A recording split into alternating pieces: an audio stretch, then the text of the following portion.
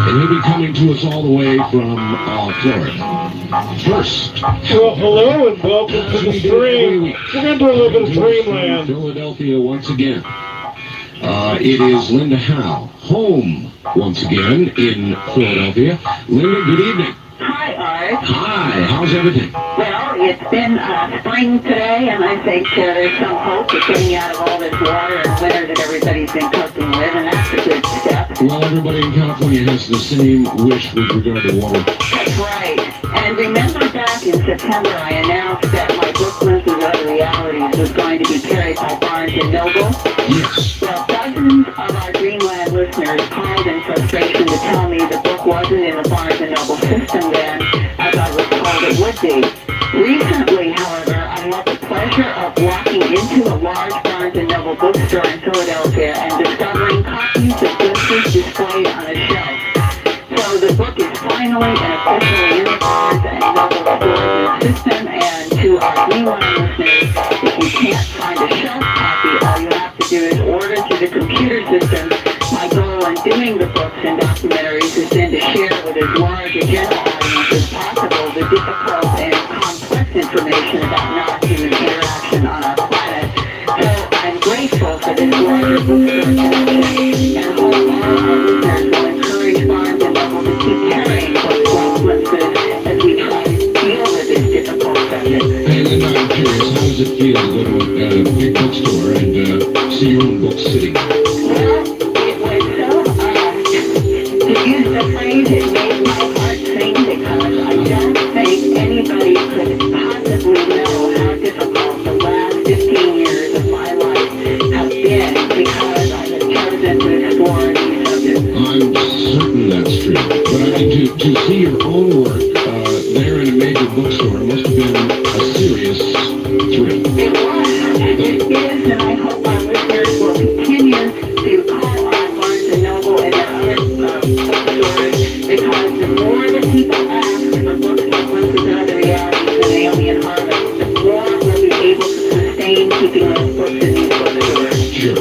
Now, this week I was also a guest on the NBC weekly television show, The Other Side, which in this case was a show about investigators of the paranormal. That program, On the Other Side, is broadcast after the morning news show on NBC, and is focusing on some of the same subjects that we cover in Dreamland. So I encourage our radio listeners to look for The Other Side in their TV guide. They will come back, and when I know that next date, I'll let everybody know. All right, so you think it's already here? Yeah, it aired this last week, and I did not know precisely the date when we were on last Sunday, and it turned out that it was on that Wednesday, and I've gotten so many calls, and apparently they're going to try to do another show, and I'll for sure find out and let you guys know. Oh, please. All right. Now, this past week, I also received a call from a retired police officer named Bill Hill, who worked for 25 years in the Peoria, Illinois Police Department, and then retired to Salmon, Idaho, a very remote wilderness area of northern Idaho. Mr. Hill owned some horses and had bought a new buckskin on January 12th. 2 weeks later, on January 26th, he was shocked to find the horse dead and mutilated. He was very frustrated. He did not know that there were people like myself and Dr. Hatcher and others investigating cases like this, and he finally contacted me this week because he, the law enforcement there, and the veterinarian who examined the horse are completely baffled. This is Mr. Hill's eyewitness account.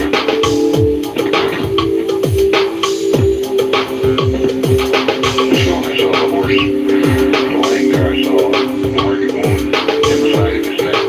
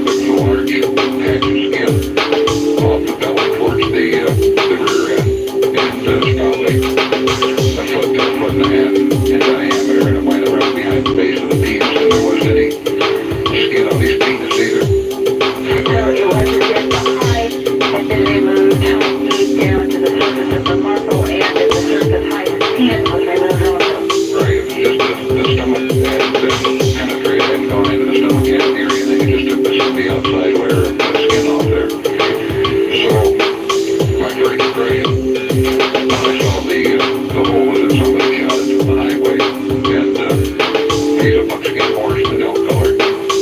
During that season we have a lot of accidents where cattle and horses are shot, or sometimes it's just vandalism. So when I saw the damage done to the horse, I thought it was strange that wherever somebody shot it from a distance, that they would come up this close to our house and do what they did to the horse. This is only about 300 feet from my house. It's on plain sight on the pasture, and it's right across, my neighbor right across the road from me. It's approximately the same distance. We live on a dead-end road, and the road ends about 300 feet up before where the horse was. So if anybody had been out there an hour before you arrived with the broad daylight and the horse was still steaming, you would think that it would have been obvious for someone to be in that pasture with that horse. They would have had to walk several hundred feet in the open to walk up to this area.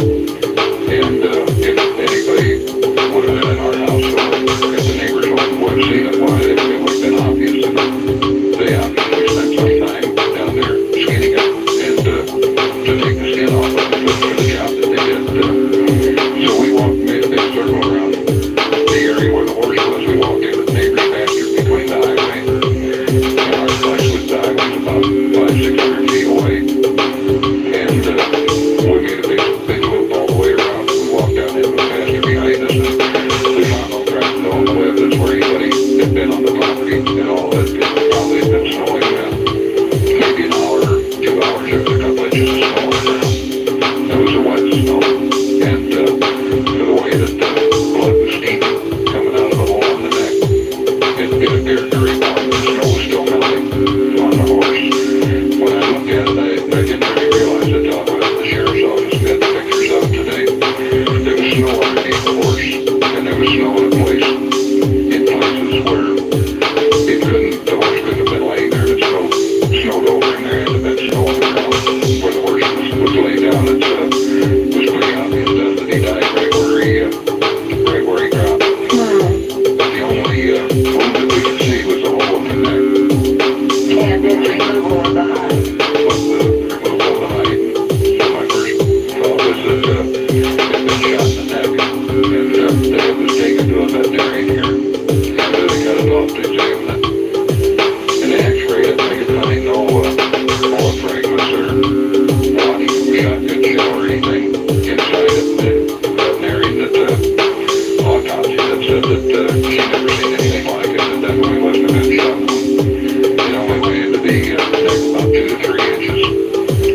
And the x-ray didn't show any lint fragments or anything where a bullet would have done any damage or broken up inside the neck. And Mr. Hill also learned that the Salmon, Idaho Sheriff's Department received a report on a UFO in the area around the time of the horse's death in January. I was going to ask about that. There it is, the connection. Yeah, and I think that you can't stress enough that the sad high strangeness of a horse found lying on 2 inches of snow with this kind of a hole in the neck with the hide in a very clean cut of the hide deep across the belly and picking the skin even of the shoulder and the penis very thinly without any sign of any trap anywhere in the entire pasture around that horse, and with no signs of any fluid or any blood on the snow. Give me a guess. What do I think happened? Yeah. Well, I think it fits into these other eyewitness reports that I have brought to Dreamland this past year from people like Mr. McKnight in Oregon, who encountered the mutilated animal out in Sand Springs and found a rancher there who was living in a trailer who described for him how he had seen white glowing spheres in the sky come over the pasture, send out beams of light, and watch animals from the pasture rise in those beams of light. And then when they were returned, they were either returned down the beam of light or were simply dropped from some kind of object in the sky. And when they dropped, they were decision. Now that could explain what happened to this horse in Idaho. And that report could explain these other cases where cows have been found on wet sandbars with no tracks around them either. How about why? Well, then we get into what I have been trying to investigate for the last decade or so. The motives, the intent behind some non-human intelligence interacting with the plant, animal, and human life on our planet. And as Bud Hopkins keeps walking into the same seeming motive in the human abduction syndrome, genetic harvesting, that is one area that the abductees themselves have said that in the few cases that have been involved, both abductions and animal mutilations, that they understand that there's a harvesting of genetic material by something from our planet to create some sort of hybrid species that is part life on our planet and part something else out there, and that still does not answer the bigger question, why? This is what I'm trying to find out. At least it helps, I guess. All right, Linda, a lot of people want to contact you for various reasons, including your books, your publications, to write you letters, to fax you. So why don't you give us your fax number and your address? Thanks, Art. I really, really do value the communication I'm getting from the Dreamland listeners. I am Linda Howe at Post Office Box 538 in Huntingdon Valley, Pennsylvania. That's an English spelling, Hunting, D as in Dog, O-N, Huntingdon Valley, PA, zip code 19006, and my fax number is area code 215-491-9842. That is definitely the fax number. And again, Post Office Box 538, Huntingdon Valley, Pennsylvania, 19006. Excellent. All right, I'm sure you'll get a number of communications from all of this.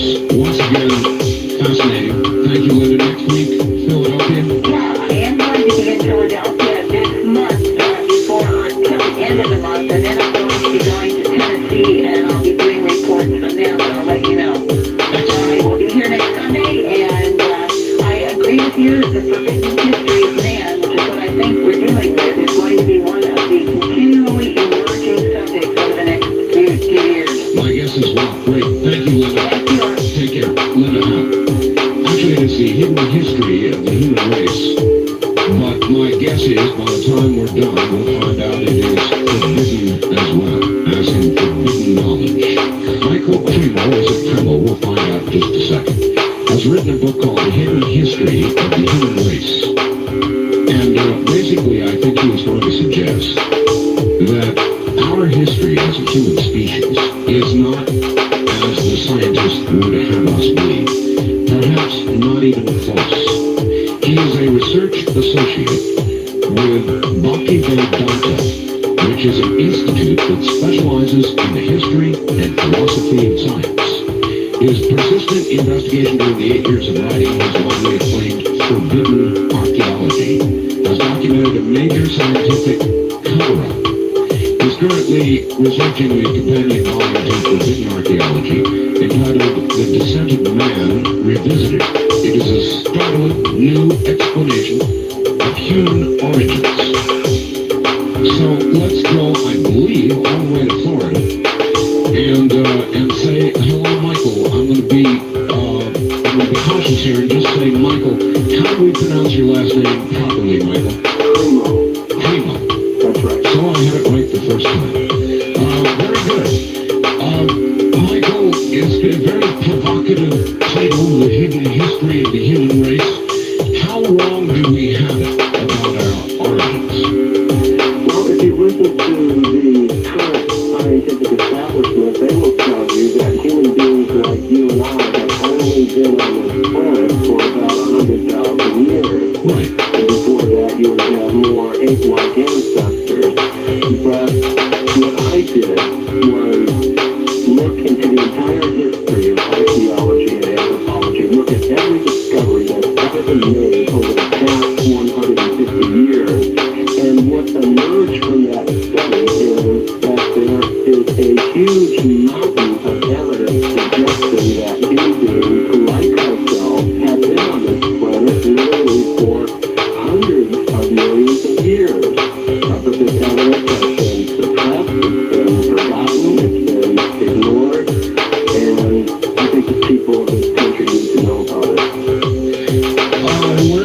we start? Then you're saying that those who believe in evolution, scientific evolution as it has been laid out for us, those who believe in creation, the way it's been laid out for us, both are wrong.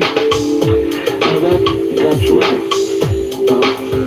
In other words, I'll give you some examples. All right. How this process of what we would call knowledge filtration has been going on for about 150 years. Now, I can give you examples going all the way back to the 19th century, all the way up to the present. Let's start with the present. In 1979, Mary Beaton, who is one of the most famous archaeologists of this century, Indeed. she discovered in Africa, in a country called Tanzania, some human footprints. And every expert who has looked at these prints has said they are no different than the footprints that you or I might make if we were walking on a beach today. The unusual thing about these prints, however, is that they were found in rocks that were 3.6 million years old. Now, as I just told you, the standard scientific doctrine is that humans capable of making such prints have only been around for about 100,000 years. Yes. Somebody might say, well, maybe the ape men who lived at that time could have made those prints somehow. No, because the fossil foot bones from those ancient ape men are in the museum. They do not fit those prints because they have very long, curved toes. How do we know that the prints were made as long as you're saying as long as you were saying they were? This is the information that is given to us by geologists. Now, you could always say, well, perhaps those dates are wrong, but what Richard Thompson, my co-author, and I did as part of the methodology was accept, for the sake of argument, the date that scientists give. Okay, that makes sense. Michael, we're at the bottom of the hour here, and we've got to pause. We've got a lot to do and a long way to go, so stay right where you are, and we'll be back here in about 4 minutes. Michael Primo is my guest. The Hidden History of the Human Race is book, and we will probe.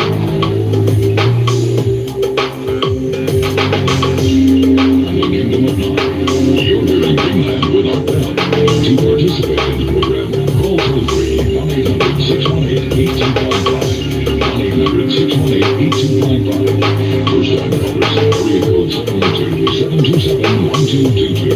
Or the wildcard line at 702-727-1295. This is the CBC Radio Network. It absolutely is. Good evening in Dreamland. Underway. The Hidden History of the Human Race. The entire human race. Michael Primo, you're back on. Hi. Okay, Michael, it seems to me that if the history is not what the creationists say, if the history is not what evolutionists say, scientists, then it seems to me there's a whole group of people out there, experts of all kinds, who would like to take you and grind you into little pieces. Am I about right? The hidden history of the human race has been causing shockwaves in the scientific community. We have Richard Leakey, for example. You know Richard Leakey. Indeed. Because your book is pure humbug. It doesn't deserve to be taken seriously by anyone but a fool. That's exactly the reaction I expected. I mean, that's exactly what you would expect from one of the architects of this whole paradigm. But on the other hand, we do have some more independent researchers who are really cheering us on. Virginia C. McIntyre, a geologist who had the misfortune to discover some of these unusual things, says this book is a real eye-opener. And she herself didn't realize how much evidence there really is out there. So we're getting, as I said, a lot of positive reaction and a lot of negative reaction. I think that's what we have to expect from a book like this, The Hidden History of the Human Race. All right. I've got a little sheet from you that suggests some myths that we suffer with traditional views, one of them being that we evolved from apes. That is indeed the traditional view, is it not? Ape became man? Yes, it is. If you go to any see those little displays, the little egg-like creature, and it's slightly bigger eggman, and then a bigger one, and a bigger one, and finally a human being right towards the end at about 100,000 years. That's right. That's what it was. You look on the television specials, Walter Cronkite Crossroads, and they'll all be saying that, they'll all be repeating standard dogma, but the actual fact that scientific uncovered is that we don't support that. All right, well, let's say Michael Primo were to set up a demonstration, a little demonstration of the same exact thing, except following what you believe to be the case. During that whole span, with all those little beings slowly becoming man, what would Michael Primo's display look like? Well, we would have humans like us coexisting with these other creatures, just like today. You have human beings, you have apes, you have monkeys, and we will get into a very interesting subject, but if you take very seriously the reports of the Sasquatch, the Bigfoot, the Yeti, it would appear that even today we are coexisting with some of these ape-like creatures. Now, we don't say that we're not ape men. All right, now, does that mean Sasquatch, in your view, is the caveman simply reduced in numbers, but still barely here? Could be a survival of the Neanderthals or the Homo erectus type creatures. Now, I will say that in many cases, these creatures do seem to have some powers that ordinary animals don't. And this will get us into a whole other subject. But physically, the descriptions of these creatures appear to match the ape-man-like creatures we heard about from science. And I'll also say, now, you were mentioning with the Boston Vedanta Institute, Yes. which is the science studies branch of the International Society for Krishna Consciousness, and we get a lot of our inspiration from ancient writings of different civilizations, for example, India. And in some of those ancient writings, you do find descriptions of human civilizations going back hundreds of millions of years on this planet. You also find descriptions of very primitive ape-man-like creatures who use stone tools. And when you look at the evidence, it really appears that we have coexisted with these creatures, animals and monkeys, for as long, as far back as you would care to trace. Would it be your theory that we all arrived on the planet in whatever manner our arrival together? Yes, that is what the facts actually suggest. And how we got here, that's a subject we intend to go into quite deeply in our next book, which we call Human Devolution. Devolution.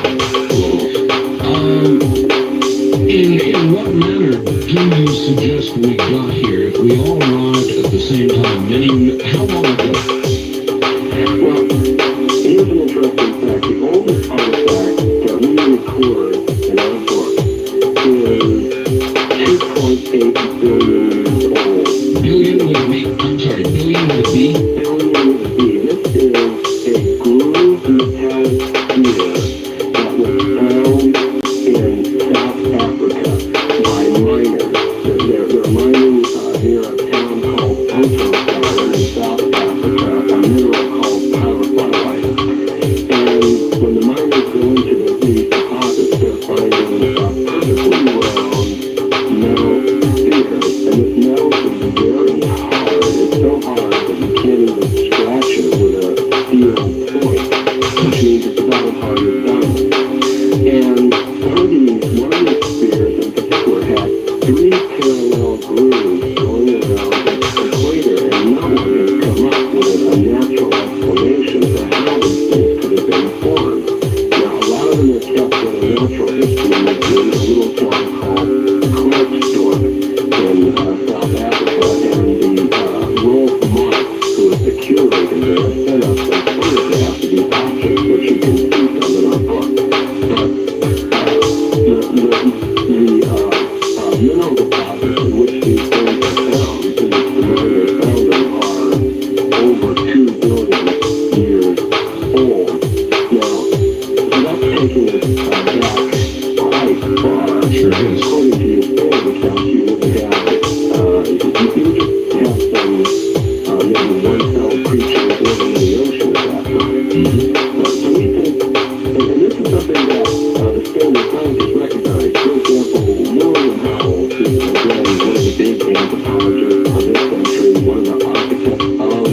paradigm, when he read the hidden history of the human race, he said, well, Michael, what you've done here is you've called into question not only our whole picture of human origin, but a whole picture of how life could have arisen on this planet. And what you're suggesting is that no evolutionary idea that you could possibly think of could work.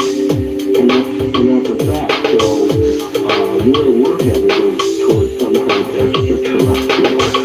I was going to get to that. Well, are you believing then that some sort of extraterrestrial source is responsible for our creation, our placement here, and is still to this day watching over us? Is that? Well, I'll tell you what we're looking at. Right at the present moment, you've got three main theories of human origin. You've got number one, the Darwinian idea that we evolved from some simple one-cell creature. Yes. You could call that descent with modification. Starting with a simple thing. And then gradually all the other plants and animals and finally the human beings come. And then you have the standard creationist idea, which is that God pops it all into being somehow right in the beginning. Right. And then you have what I would call the extraterrestrial hypothesis, which places us as members of a kind of cosmic hierarchy, and there are contacts between different planets and solar systems. Now, from what we can see, my co-author and I, Richard Thompson, is drawing out some of our sources in these ancient Sanskrit writings, we're going to be taking elements from all three of those ideas and making a new synthesis. We think there's something, and Darwin had a little bit right, that there's some kind of descent with modification, but from what we can see, the descent comes from higher beings, not on this planet. In other words, not starting out with a one-cell creature, but starting out with a very powerful human-like creature in this cosmic hierarchy. And there is some kind of process of descent with modification going on. Now, from that creationist account, which is the second main explanation, we would put some kind of God or supreme intelligence and designer at the top of the whole system, but he's not popping everything into existence at once. He's using a process which may involve extraterrestrial contact as part of it. And the whole thing has been going on for hundreds of millions of years. So if we want to untangle our history, we may have to be dealing with all three of them. Isn't there some danger, though, in drawing from each one of the separate hypotheses that you will almost surely then get some part of it wrong? Well, we want to look at what the evidence actually suggests. And, of course, we can discuss that, but Well, yeah, okay. there's evidence for extraterrestrial contact. There is evidence for some kind of supreme designing intelligence. Okay, Michael, let us say that it is so, that our beginnings were extraterrestrial in origin, and that there is some part of evolution that's in play as well. In other words, they started this, but we are evolving or devolving, depending on how you look at it, and that's some sort of natural process. I'm not quite clear on the creator part of it.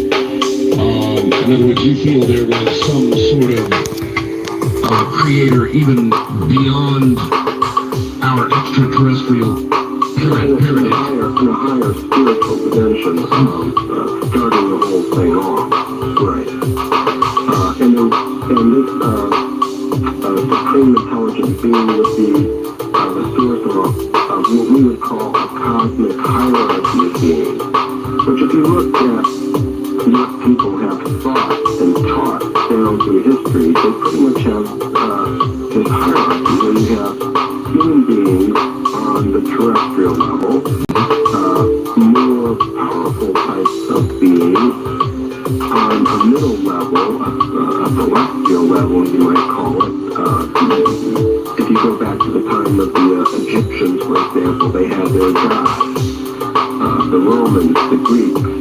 the Australian Aboriginal, the American Indians, they all had this hierarchy. Human beings and then beings a little bit higher in the hierarchy with greater power. Yes. What evidence is there for that? I think we get into where that evidence comes from, the physical evidence that we can see is the sort of thing that Linda Howe was talking about. That's exactly where I was A going. little bit earlier. This is showing physical evidence for creatures a little bit higher up. Okay, is that, in your opinion, evidence then that those who created us of extraterrestrial origin continue to monitor not just us, but the animals and all of their creations here on Earth? Yes, this process of deferment modifications, as far as we can see, it involves a supreme being operating through these other creatures. You could call them extraterrestrials, angels, demigods, spirits, or whatever you want to call them. But there is some process involved. It's not an instantaneous creation in the beginning. There's some kind of percentage of modification going on. Some kind of, you could call it, consciously directed genetic engineering of some kind. It's not just the type that the scientists are currently telling us about, because that's a purely random accidental process. Michael, then who was Jesus? I think he would be one of the, if you look at all cultures and traditions have said, in this cosmic hierarchy you find a level of compassionate beings who come from time to time from their higher level, wherever it is, to come and spread knowledge about these higher things to the people on this planet. So he was some sort of angel? Convenient word, or would you use another? Yeah, a compassionate being, Buddha, Christ. There's been, this is a very common theme in practically every culture. Well, this compassionate being, angel, whatever, then what are all his teachings? How do you deal with those? How do you deal with the Bible? I'm going to ask you before my audience does. So I think in the Bible, you definitely have the picture of this cosmic hierarchy. You have the supreme being on top. You have various categories of angels. You look in the first parts of Genesis, you have apparently some descriptions of some extraterrestrial contact with Earth, and even some of these beings mating with terrestrial humans. Seeing the daughters of the Earth as being fair and having them as wives. Okay, so you find support for all of this then in the Bible?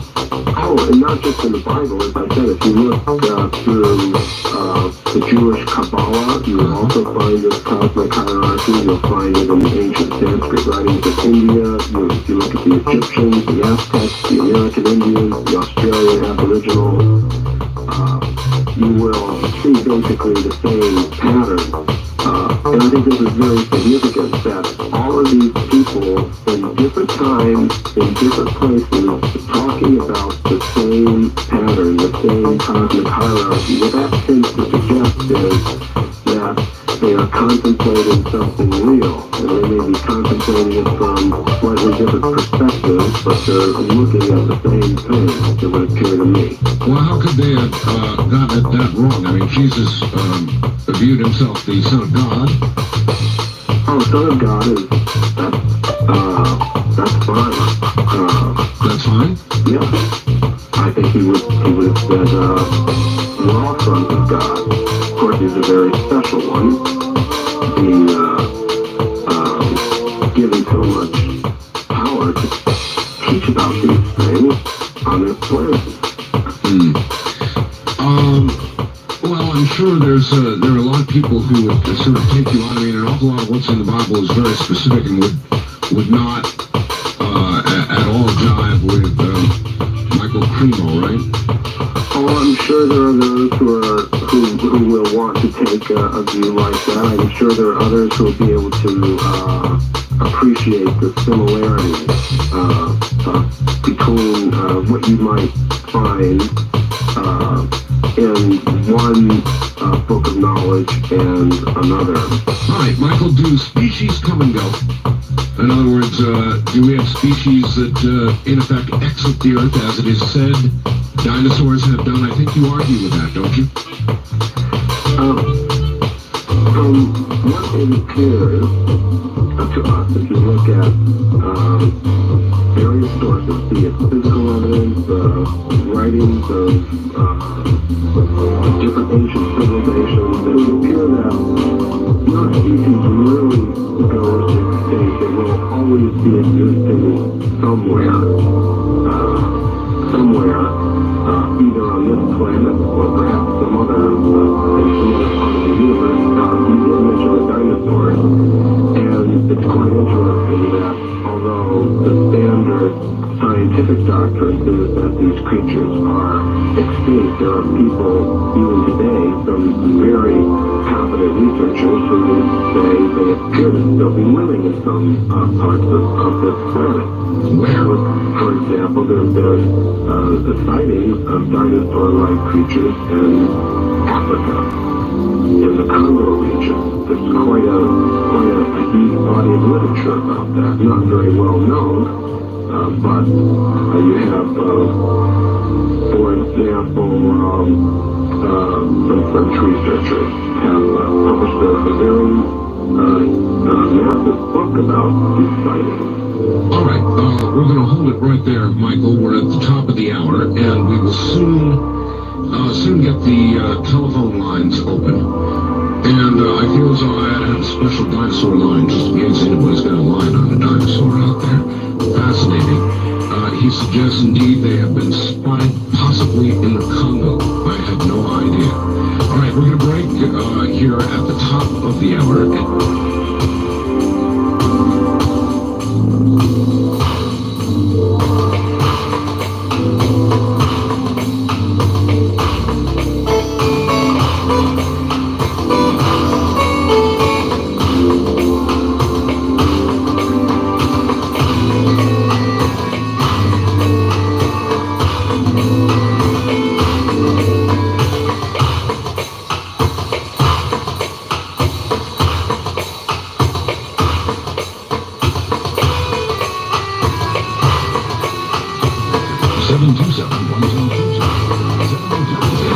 I am here, and very good evening to you all. This is Dreamland. My guest is Michael Primo.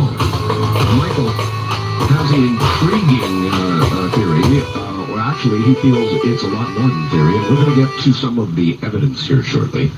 He's written a book called The Hidden History of the Human Race, and apparently quite a hit it is. Some of the evidence coming up. And Michael, just before we get into the evidence aspect, I've got a couple of faxes here that I would like to ask you about. One is from a great faxer named Doc Barry down in Phoenix. And the question is, how does the immortal soul theory fit into the author's cosmic hierarchy theory? It fits in very well. That would be a big part of it. And I would say the physical evidence for that would come in the form of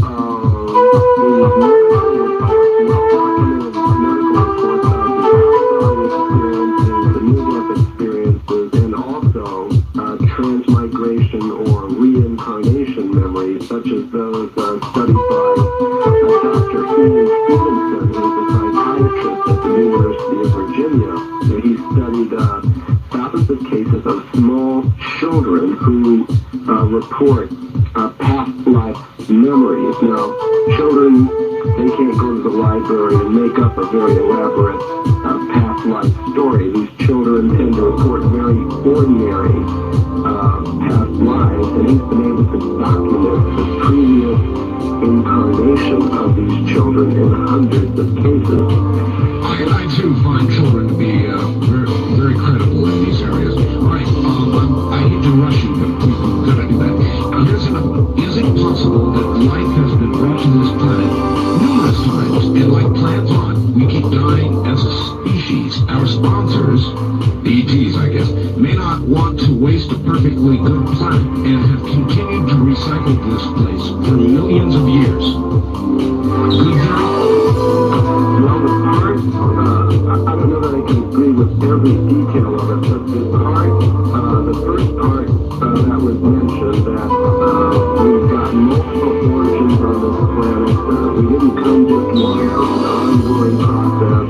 That is something that I fully admit. I think the evidence supports it, especially if you look down through history at what different peoples have reported. You get a lot of evidence of different extraterrestrial contacts, different descent of human species on this planet. I think that's very well supported by the evidence. And that's a good place to break into evidence. If I were to ask you, Michael, what is your best evidence? What is the evidence that supports your theory that man, along with other creatures on the planet, have been around so long? Give me the best stuff you've got. What would you give me? And this is, you really have to pay his attention to this, because if we're going to an alternative explanation to the evolutionary doctrine that is now so dominant, we have to show that evidence is not, that theory is not supported by the evidence. Otherwise, why even talk about these alternatives? So let's look at some discoveries that were made by some California gold miners back in the gold rush days. They were digging tunnels thousands of feet into solid rock in the sides of mountains. Now, I've talked with geologists in the state of California, and they say that this rock in these mountains is at least 10 million and as much as 50 million years old. Now, inside these tunnels, these miners were finding human skeletons, they were finding obsidian spear points, they were finding all kinds of human artifacts. These were collected together by a man named J.D. Whitney, who was the state geologist of California at the time, and he was Harvard University in 1883. Now, my question is, why don't we hear about these anymore? Why are they destroying these museums? They were suppressed. The evidence was suppressed. There was a very powerful anthropologist named William H. Holmes in Washington, D.C. at the Smithsonian Institution, that institution that's still there on the mall in Washington, D.C. And here's what... and I might add, Michael, in the business, in my view, of distorting or trying to even recent history with respect to World War II. But that's another story. All right. But you can see there's a whole history of how that distortion goes on. So this is what Dr. Holmes of the Smithsonian Institution said to Whitney out in California. He said that, and this exact quote's in our book, but this is a good rendition of it. He said if Dr. Whitney had understood the theory of human evolution as we understand it today, then he would have hesitated to announce his conclusion. Despite the imposing array of facts with which he was confronted. In other words, the facts don't go along with the theory, then the facts have to go, and Dr. Whitney has to go, and the artifacts have to go. So there you had some very good evidence showing you had human beings up to 50 million years ago in California. Going back a little bit further, we had in 1862 a scientific magazine called The Geologist that told how in Macoupin County, Illinois, which is right here in the United States, 90 feet deep below the ground in coal, in a layer of coal that was below 2 solid feet of slate rock, an entire human skeleton, no different than ours. In other words, not an 8-man skeleton, but a skeleton no different than ours was found in the coal there. But it just seems impossible that this could have happened, and I realize where you're going with respect to then the age of that being, obviously, but it seems impossible to me that the traditional scientific community could either suppress, ignore, or lie about evidence of this magnitude. Well, it does happen, and it's still happening today. But we shouldn't be so surprised that evidence can be kept secret. For example, we find that governments they can keep secrets. Well, I know that's true, Michael, but the origins of the human being, it's such an important question that you would think that even scientists with egos regarding previously established theories would not be blind to really significant evidence like a skeleton in coal.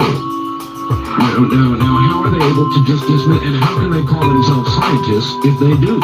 Well, I just gave you the example of this William Holmes of the Smithsonian Institution is saying, just bluntly dismissing a huge body of evidence, human skeleton, tools, all kinds of things, from California, just because it went against the idea of human evolution. Well, he's got one There's scientist. a lot of power, a lot of prestige, a lot of money is involved in all this. There are some of the big foundations, like the Rockefeller Foundation and the Carnegie Institution, are involved in this. So you're saying Governments are involved in this. We see that basically this idea of Darwinian evolution is being enforced on the American education system by the full power of the United States government through its judicial system. In other words, the scientists have got the United States government suppressing this evidence. Now, this is and preventing it from being taught in the schools. So, to me, it's not at all surprising how a very powerful elite group of people making use of every resource that they have can keep this evidence suppressed. And I could give you some very good examples of that are going on even today. well, still, it's incredible, Michael, when Of you... course it is. That's why I wrote this book. It is incredible. It is shocking, and I think people need to know about it. But it is saying that all of these organizations and all of these scientists, instead of being devoted to a search for the truth, you're charging are devoted to maintaining a cover-up. That's right. And this is going on in many areas. Well, I can tell you a person that I know personally who was a victim of this kind of treatment. It's Virginia Steen McIntyre, a geologist who was working with the U.S. Geological Survey. Now, in the 1960s, some anthropologists went down to Mexico at a place called Playa Blanco, which is near Puebla, which is near Mexico City. And they uncovered some human artifacts there, some advanced stone tools. And when the anthropologists dig up something like that, they want to know how old it is. So what they do is they call in a geologist, because the geologist can tell them how old the strata of the earth were in which those things were found. So they called in Virginia Steen McIntyre of the U.S. Geological Survey. And she and three of her colleagues dated that site with 4 different methods, and each of the methods gave an age of about 250,000 years, which is unusual for 2 reasons. First of all, no human being should have been in existence 250,000 years ago, anatomically modern human beings like us. Indeed. And what to speak of in Mexico, because the standard idea is that human beings didn't come over to the New World until about 20,000 years ago, when the Indians supposedly came over the Bering land bridge up in Alaska from Siberia and wandered down into America. So to have this evidence at 250,000 years in Mexico was shocking. Now the anthropologists, they were shocked because it would ruin their careers. They were expecting, we'll get a date. So Virginia Steen McIntyre, she decided she was going to stick with her date. Now here's what happened to her. She couldn't get them published. She couldn't get the reports published. She was labeled a maverick and a publicity seeker in her profession. She lost a teaching position that she held at an American university, and finally she was forced out of her job, and she couldn't work as a geologist again. So what did she do? Change law? What did she do? No, she still maintains. She is still sticking by her guns, and she and I were both actually on a show called Sightings a couple of weeks ago. I know Sightings, of course. Right, and she's trying to get that message out. Now this is one example of some very direct suppression that's going on. In another field, is Dr. John Mack, who's a psychiatrist at Harvard. He's been a guest on the program. Right. Now, here's what's happened to him recently. He's received some communication from his attorney, who have told us that of course, you know what he does. He has investigated reports of alien abduction of people under hypnosis. And Harvard University has convened a secret academic committee, and the report that this committee is delivering has said that he is acting irresponsibly as a scholar. Really? And his attorneys say that this report will be used to attempt to take away his tenure and perhaps even to institute a malpractice suit against him. Oh, I'm so sorry to hear that. Now this is, it's like the Galileo case all over again. So when we hear that, science is an objective process. I take it that there is some procedure in place to give Professor Mack an opportunity to defend the legitimacy of his views and research, correct? That's correct. And what procedure is that? He has until, according to the communication I saw, he has until March 15th to offer a defense, and I think researchers around the country who are sympathetic to him are being asked to write to the administration of Harvard University in support of him. I'm so sorry to hear about that. I'm so sorry to hear about that. I thought we had taken a step forward, and this sounds like one, maybe two to the rear. Yeah, Art. And this is, these are the things that convince me that it isn't so hard to see why evidence that goes against the standards used can be suppressed in other areas as well. It's a pretty good example, all right, and I'm sorry to hear it. All right, I would like to begin taking some calls, if you would.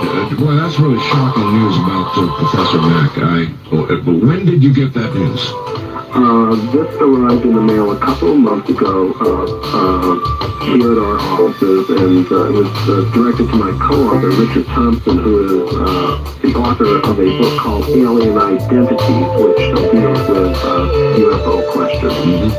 All right, let us begin taking a few calls, Michael. On West of the Rockies, you're on the air with Michael Primo. Good evening. Good evening, Bill. This is Ed. I'm in Lawrenceburg, California. Hello, Ed. A very good evening to you. I've been very interested. I've been following your program off of other stations and it got shifted off of KSFO. I picked you up in my car. I don't have a phone there. I can't get it in my house, but that's where I'm calling you from. I understand.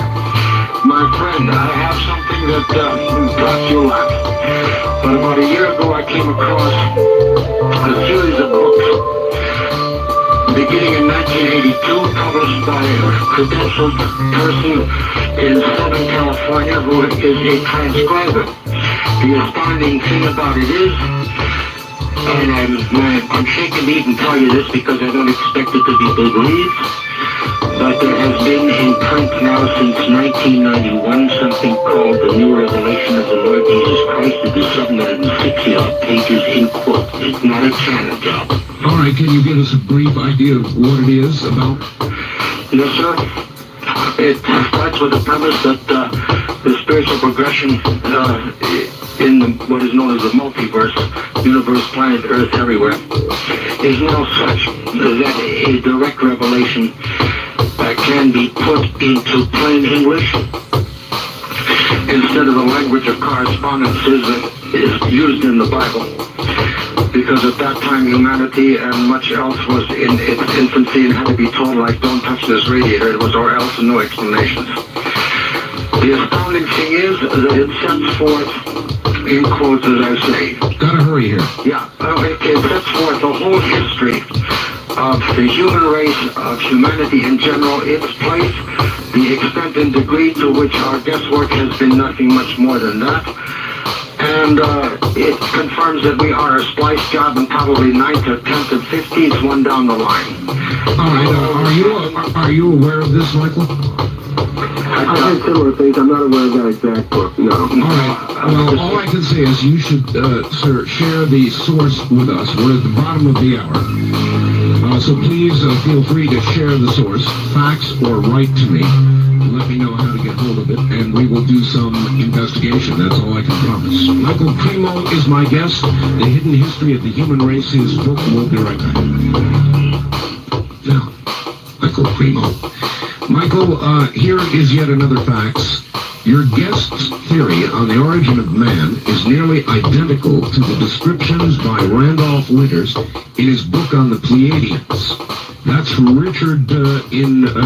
from John in Richland, Washington. Now, Michael, does that sound familiar to you? Do you know about Randolph Winters? I'm not familiar with all the details of his ideas.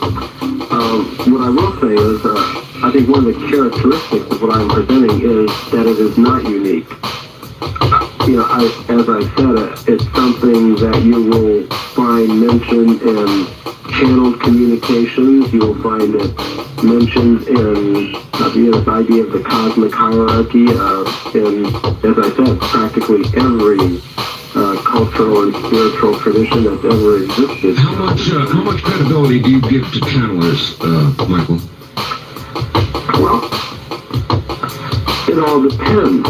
Practically every communication that we have from higher dimensions, you could say, is in one way or other channeled. Now, you may call it divine inspiration or the Holy Spirit speaking through someone, but I think channeling as a phenomenon, as a way of getting information from the higher levels in the hierarchy is a very well established fact. Now, what may be coming through those channels, I think we have to judge, because sometimes you may be getting disinformation. I think this happens in many of the UFO communication. It happens in all related fields, I'm sure. Right. Michael, I'm sure. West of the Rockies, you're on the air with Michael Cremo. Good evening. Good evening. I have two quick questions. All right, where are you? Tacoma, Washington. Tacoma, all right, go ahead. Okay, earlier, your guest said that we've been, as humans, existing on the Earth with all the creatures, including Bigfoot. Yes. And I was wondering what he thinks of some of the stories that I've heard about Bigfoot in connection with UFO sightings. All right. Yes, well, I was alluding to that before. I was saying that we can't consider these creatures simply to be just sort of like big apes. They seem to have, some of them have powers that go beyond what normal animals would be expected to have, and there is indeed quite a literature on reports of these creatures in connection. Well, as long as we're on the subject, Michael, you keep taunting me with that powers. They seem to have powers. For example. Well, it's very unusual that none of them have ever been captured. So you mean powers of eluding hunters? Right. Powers for eluding hunters. Also having been cited in connection with the UFO objects. Also, if you look at traditional accounts from the American Indians of these creatures that they tend to manifest some mystic powers, as do many of the other animals that may be mentioned. Okay, well, with respect to UFOs, I guess it would make sense, Michael, that they would keep track of one species, or Bigfoot, along with human beings who have been abducted, and animals that we consistently hear are abducted for one reason or another. So if your theory, if one accepts your theory, then it would make sense that UFOs would monitor these creatures as much as they might monitor us, only there would be far fewer of them. So I guess all that would make some sense. East of the Rockies, you're on the air with Michael Primo. Hi. Hello, this is Jack from Charleston, South Carolina. Hi, Jack. Hi, I wanted to ask your guest if he knows the air date of the sighting program that he said he taped a couple of weeks ago. That's a good question. Oh, that show, I'm sorry, that show is already aired. It aired this past winter. I forget what day it aired. I usually check. It's already been on the air. I will mention, however, that I'm now working on as a consultant for one of the major networks for a television special. I can't reveal too much about it, but it'll be coming out in the fall. All right. Also, I want to ask quickly, I went to tell someone in my house what you were already talking about, and it came back, you mentioned something not too bad about Professor Mack. Is that John Mack, the one who did alien investigations? What were you saying about him? Well, okay. I hate to have to go over it again, but basically, Harvard is challenging Dr. Mack's credentials and area of investigation, and there's going to be some hearings or something. Is that about right, Michael? That's right. Yeah, the charge is that he's been acting irresponsibly as a scholar in suggesting that there may be some actual truth behind these stories of alien abduction. So there you are. Wildcard Line, you're on the air with Michael Primo. Good evening. Hello, this is Fritz from Phoenix. Yes, Fritz. Well, over and over again, there's one myth with the top of mankind for so many years, and I'm sure every one of you listening, the radio audience here, is aware of it, that the Yeti or the abominable snowman, Sasquatch, or the Bigfoot definitely have the connection with UFO. In my opinion, they're all under the umbrella of the extraterrestrial presence, and they were brought here to our planet for whatever reasons. Michael, can you accept that? Well, that is Michael's theory of how we got here. I would say that we all have an extraterrestrial origin if we trace it back far enough. All of the creatures on this planet, and it may be quite a complex series of events that led to all of the creatures on this planet being placed here. I wonder why the extraterrestrials decided to put so many varieties of human beings here. Any thoughts on that? Well, it would appear that now, from ancient Sanskrit writings, we learned that there are 400,000 human species scattered throughout the universe. So we may it would appear also from the UFO literature that there are many types of aliens. There are the standard grays, there are the so-called Nordic type. It would appear that there you also have a variety. So it doesn't surprise me that we may have been visited many times, that the human history may be much more complex than we've been led to imagine. Michael, when you stick with simple archaeology, when you simply challenge traditional scientific theories regarding how long we've been here and how we developed, it seems to me you're on one ground. When you jump to an explanation that involves extraterrestrials, then you put yourself in exactly the same position as Dr. Mack is now in, and it makes it much easier for the traditional scientific community to throw fertilizer on your whole theory. Yes? Well, they'll also also try to object to the even the archaeological evidence, as you were suggesting earlier. Well, I know, but they hardly even have to bother with that, Michael. If you know, given what you've given them, I mean, it makes it easy for them, doesn't it?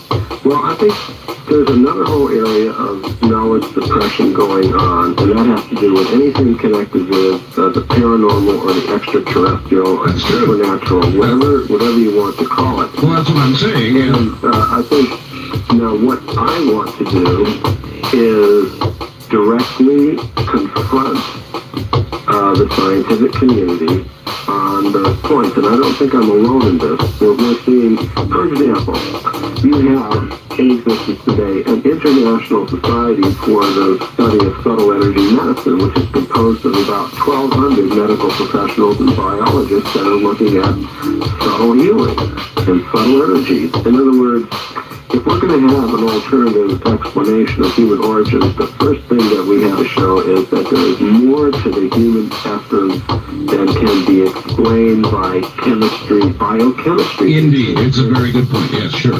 And you have the Institute for Noetic Sciences, you have many individual scholars who are courageously investigating these things. So I see that there is, and it may sound like a cliche to say it, but there is a paradigm shift underway, and I think it's making a lot of progress. Well, I thought so too, but hearing about Professor Mack makes me wonder. And maybe you're underestimating the resistance that the traditional scientific community will put up. It will be stiff, it will be strong, and it will virtually ridicule people like yourself and John Mack and others. Well, these are the standard tactics. The first line of defense is to try to ignore something. When you can no longer try to ignore something, then you ridicule it. That's right. And then if that doesn't work, then you get the heavier kinds of suppression. So I think we have to look and see what happened in the case of communism, for example. Right up to the last minute, they were in charge.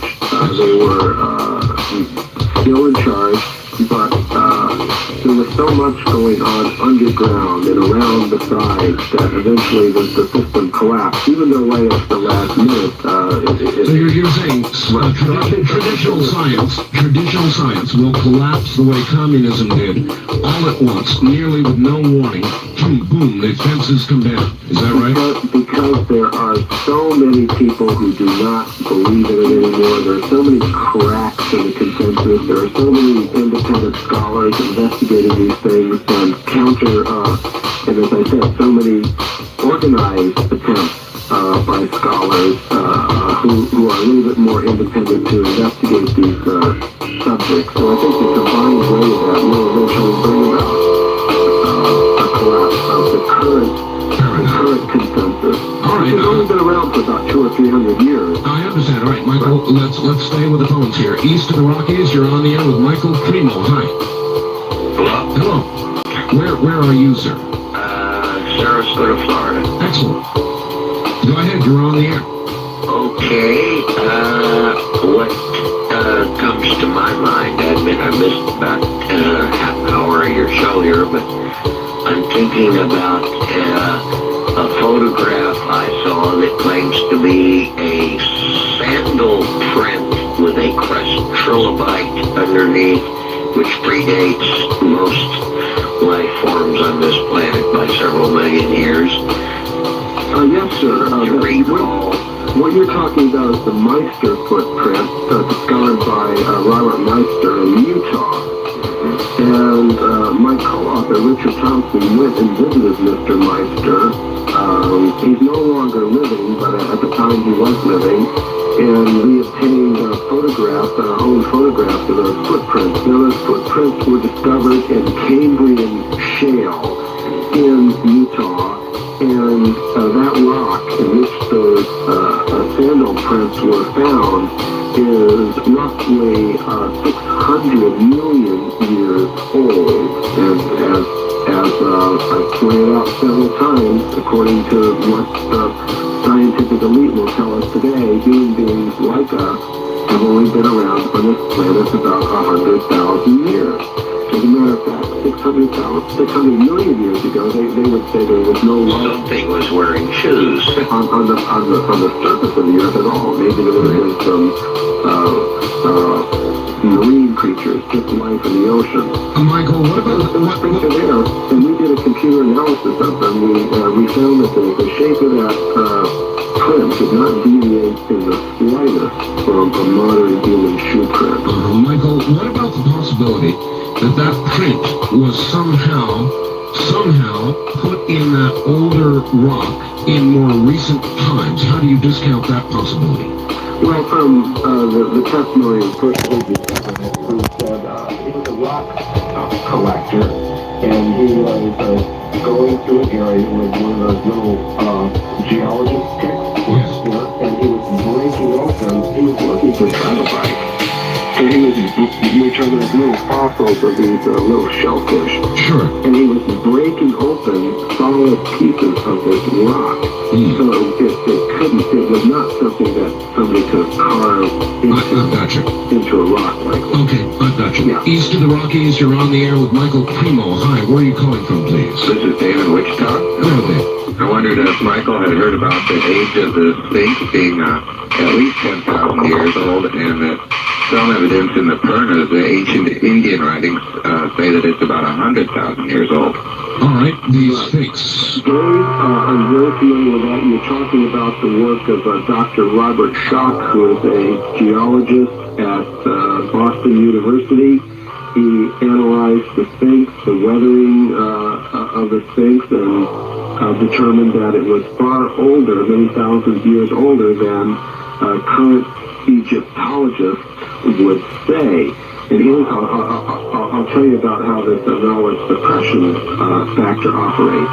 He wants to go back and conduct further studies, but the Antiquities Department, the government of Egypt, the department in charge of those monuments, will not let him go back right at the present moment.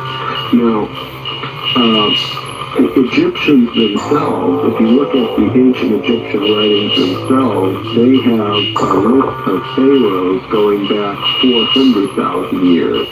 The Babylonians also have king lists going back 400,000 years. So this is, most people are not aware of these facts. You read in your standard textbooks about Egyptian history, it only goes back 2,000 years. All right, first time caller line. You're on the air with Michael Primo. Good evening. Hello. Are we on the air, right? Yes, we're on the air, sir. Yeah, I didn't mean to get on the air. I just wanted to find out... All right, if you don't want to be on the air, I'm going to have to go to the next call. I just wanted to find out what time Dreamland is on. It's on right now. Yeah, but through the week. Dreamland is not on during the week. Is it only weekend? Yes, that's correct. What time? 7 to 10. Saturday and Sunday. 7 to 10 Pacific time, Sunday. Not on Saturday? No. Okay. All right, thank you. East of the Rockies, you're on the air with Michael Primo. Hi. Yeah, good evening, Art. Very good from Albuquerque. Yes, sir. I have a question to ask him. He's familiar with Scientific American publication, isn't he? Yes, I am. Yeah. About 4 years ago, there was an article that was written about the genetic study that was trying to correlate orangutans back to humans. And the study concluded that this wasn't feasible, but the genetic study put man all the way back 150,000 to 200,000 years ago. The origin took place somewhere near Egypt. And this was a very, very precise scientific study. And when they were ready to release their findings, they found out that Japan had done exactly almost an identical similar study. And the data, was very, very comparable to one or the other. And it stated that they didn't know how man started, and they were kind of tongue-in-cheek by calling it Eve as the starting origin of man, 150 to 200,000 years ago. And this was done on a very, very scientific genetic basis. Could you answer on that, please? Well, it's very interesting. What happened was that a couple of years later, that African Eve hypothesis was shot down because other scientists came and proved that the statistics that were used in those reports just did not work. All right, on that note, we've got a break right here. It is the top of the hour. Relax for a few moments, Michael, and we'll come back to you. Michael Primo is my guest. His book, The Hidden History of the Human Race, and there's a lot. We'll be back. This is CBC.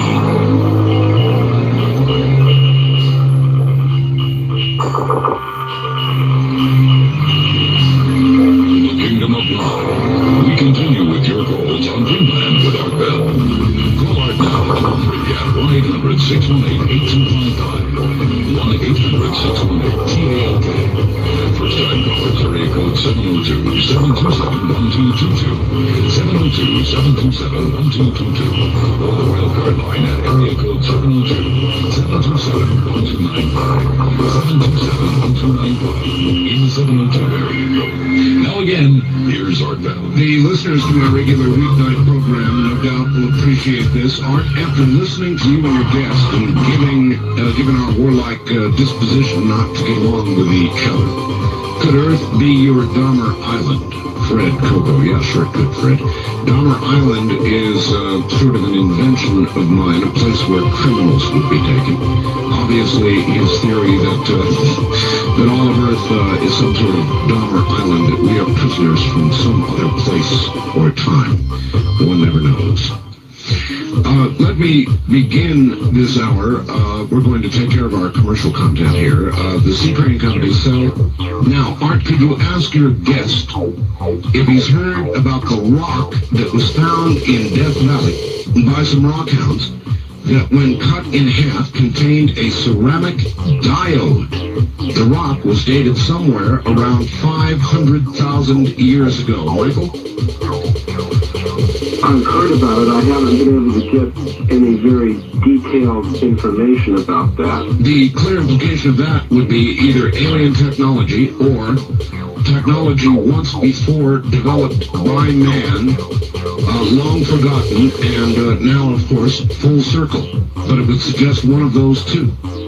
Well, I think you're absolutely right there, and the whole idea of cyclical time, things coming and going, is an idea that I'm very much in favor of.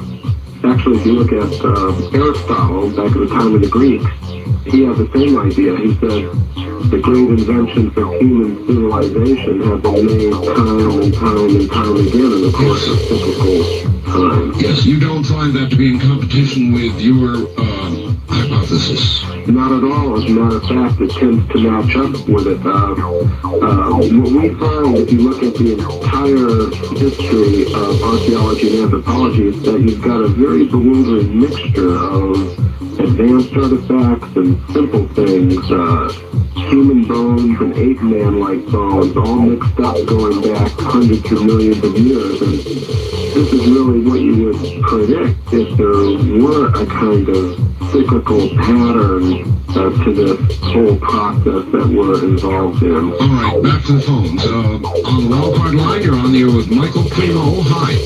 Yes, sir. From the Tri-Cities. Tri-Cities, Washington, yes. Yeah. There's an anagram for some of these different, for these artifacts out of time or something like that. I've read several books about this. The gold chain found with 2 lumps of coal at either end. And like an art school in France, where you could see where somebody had made correction lines and stuff, and there were normal people wearing trousers and shirts with buttons and stuff like that. I was wondering if he had heard about any of this. Oh, yes, I have. Of course, that anagram you're talking about is hoop art, out-of-place artifacts. And the gold chain, got a case of that in the book, The Hidden History of the Human Race. Michael, how do they generally dismiss what you're calling oops art? How do they dismiss it? Out-of-place artifacts? Yeah, that's right. I mean, do they call it fantasy? people at the time, or what? Well, in many cases, this has been so effectively suppressed that they hardly even know about it.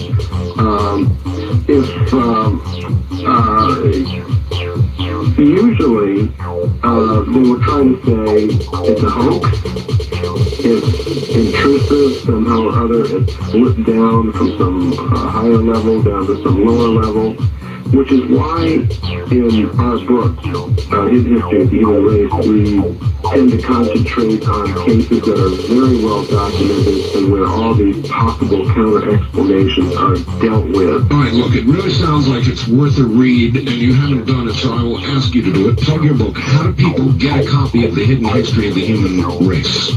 Well, it's available in bookstores, and if it's not in a bookstore, we have an 800 number, 1-800-443-3361, that you can call during business hours during the week and order your book that way. Let me give the number again. 1-800. How much is the book? $22.95. And it's a hardback. Very nice book. I've got it here. 1-800-443-3361. And increasingly, it sounds like it's well